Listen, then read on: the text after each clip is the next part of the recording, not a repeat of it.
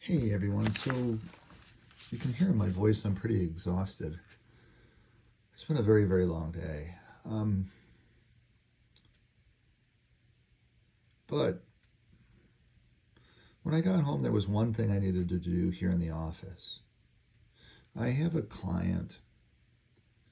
I can't give you out a whole bunch of the information for this client. Um, but I was smelling a rat, and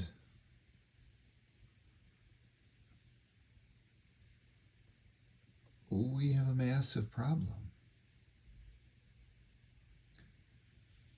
She had just redone her mortgage.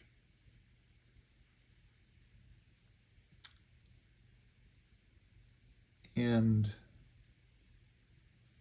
they're not making the payment.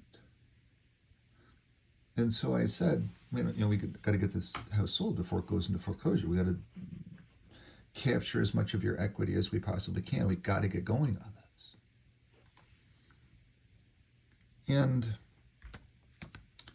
as I dug into it, I found out that the mortgage person she was using had put her in a private because there's no way that they could qualify to stay in this house after it renewed. There was just no way. There still is no way they can qualify. So the private put them into an interest-only mortgage, and she doesn't understand that she has an interest-only mortgage, that all of the money that they're spending every month only goes to interest. It doesn't do anything to paying down principal. And when they're not making that payment, that interest accrues. And she's thinking that she has all of this equity in this property, but she is going to rapidly run out of her equity if we don't say yes to an offer rapidly. And here's what I mean by that. So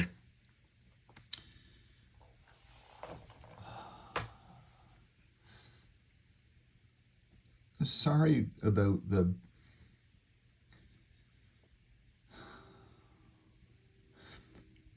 heavy heart, if you will. There is a lot of people and a lot of damage with real estate in Ontario, here in Windsor, here in Canada. It is a massive train wreck coming.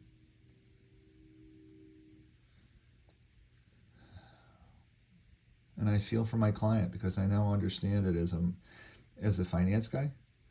Um, and there's no good solution for her other than accepting the offer that we already have and trying to save as much of her equity. She was getting some not so pleasant advice from that mortgage person that put them into a interest only second loan instead of telling them, hey, you really can't afford a house any longer. Sorry, see you later, bye. Like they should have been told. And I guess that's the criminal part of it that I don't understand.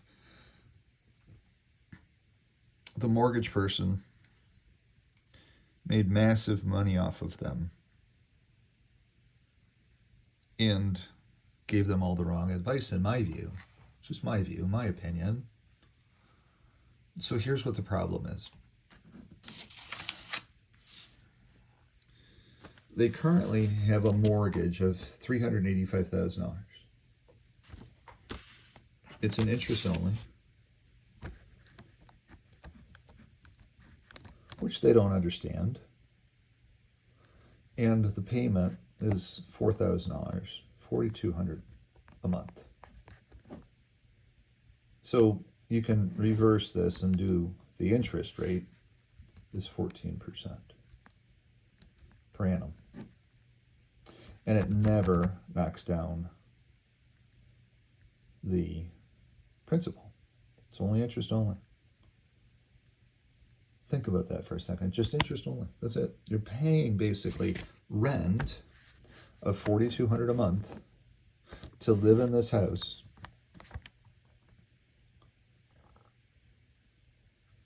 Because you're never getting it paid off. It's just interest only. There's nothing going to principal to knock this down every single month, like a regular mortgage. It's a private mortgage.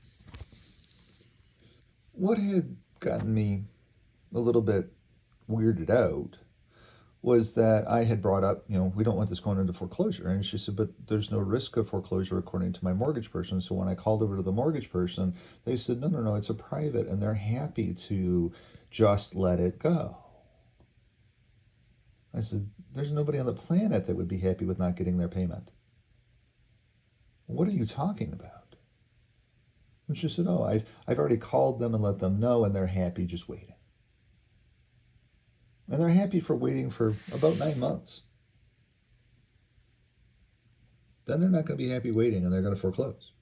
Here's why. So because they're paying $4,200 a month, or charging 14% interest on $385,000, who wouldn't do that on the planet? If you can borrow from the bank, let's say you have like us, for instance, we could borrow from the bank at, I think 8%, I think it is. So we'd make 6% on $385,000. It's a pretty good rate of return, especially a risk-free rate of return. It's not really risk-free, but it is a risk-free rate of return. But anyway, I digress. $385,000. They didn't make the first payment. They made no payment. So right away, they don't owe $385,000 anymore. They now owe $389,200, which means that their equity, we had an offer for $465,000. That means that their equity, minus commissions, minus closing costs, is about $50,000. That's all she has, $50,000. If we wait another month, then she owes $393,400. She has about $46,000 of equity. Her equity is dropping by $4,000 a month. $4,200 a month, actually, which is the payment, $4,200 a month. So how long can she afford to get to a point where she could possibly be able to move out of her house and pay off her debts and just start fresh and new? And that is 1 month, 2 months, 3 months, 4 months, 5 months. 5 months. That's it. If we get beyond 5 months, then her equity drops so much so fast that she can't even get debt free and start all over again. That's the hidden shark swimming under the surface of the water that she doesn't know, that I just realized tonight while I was exhausted because I got home and that was the one thing I needed to do. I needed to check that email. She sent me over the loan papers. I looked at the loan papers and I'm like, oh my gosh, I've got this massive problem now. As a financial advisor, I get it. I understand it. That's why having a finance degree and being a realtor is so important. Your home is your largest investment you'll ever make. And I believe that you should be working with a realtor and a financial advisor to be able to do that, because I'm the only one that catches this, that even understands this. And now I have to point it out to her. She's my client. The deck is stacked against her. I don't have any choice. And what she was thinking was that she only owed $385,000 and that she would be able to use this money, save it, and a year from now go out and buy. And the mortgage person she was working with said, oh, yeah, you qualify for $300,000. Absolutely, yes. You can do a private mortgage for $300,000 at 14% interest. Absolutely, yes. Lots of people will loan you money, not a problem. But you're going to need to put 40%, $40,000 down to do that. And the fees are going to be massive because part of that's going to be the fees. So you're only going to be able to finance $260,000. Now, my question for you is, how many $300,000 houses are there in the area that she wants to live in? And the answer is 0. There's none. None that are even livable. Because maybe there is one, but it's fallen down around itself. You couldn't move a family in there. There's nobody would want to live in the squalor that a $300,000 house in the area that she wants to live in is like.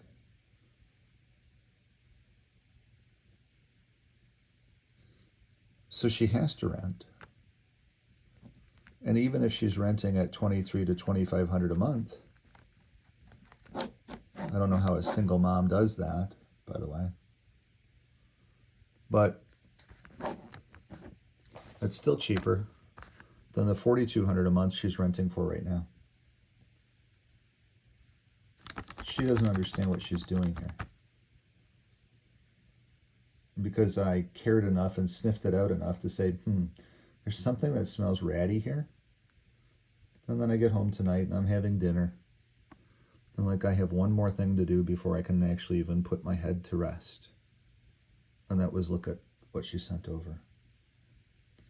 And then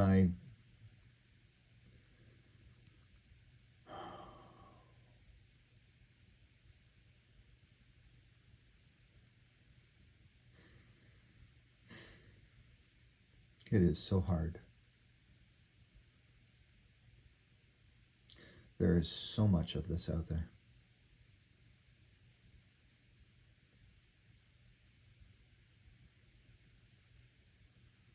I have to help her. I know how to help her. Luckily, I have the skill sets to be able to help her. At some points in time, hopefully the easy real estate transactions start coming back my way again, because these ones have been so hard. They are mentally so hard. They're physically so hard.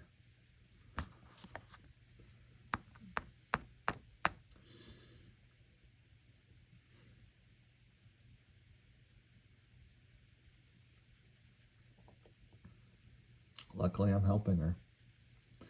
I have to drive out to Amherstburg and explain this to her, too.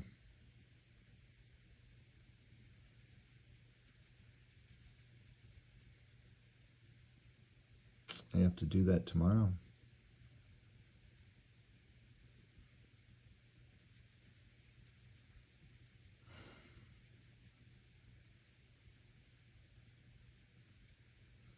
Luckily, we do have a standing offer for $465.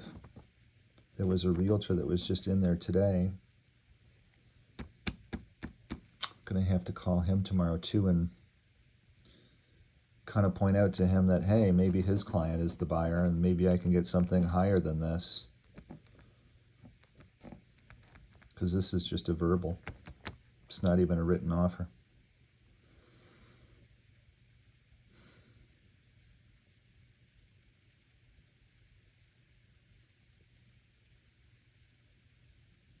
This is a tough one. I feel so bad for her because she doesn't understand the nuances of the financial thing going on here. Luckily, I caught it. Because it could take 5 months to sell this house if we don't act on it. And then she has nothing.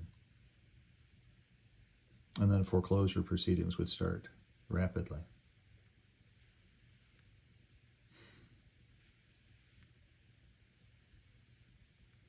I'm glad it's me in so many different ways because nobody would have sniffed this out.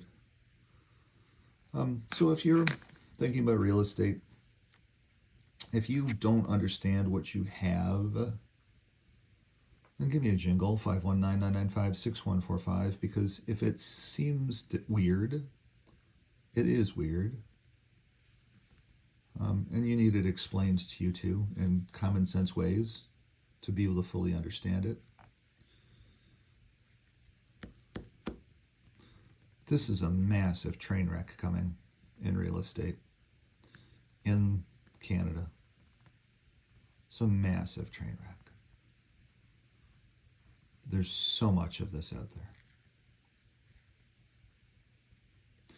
Now that I've vented it, I know what I have to do.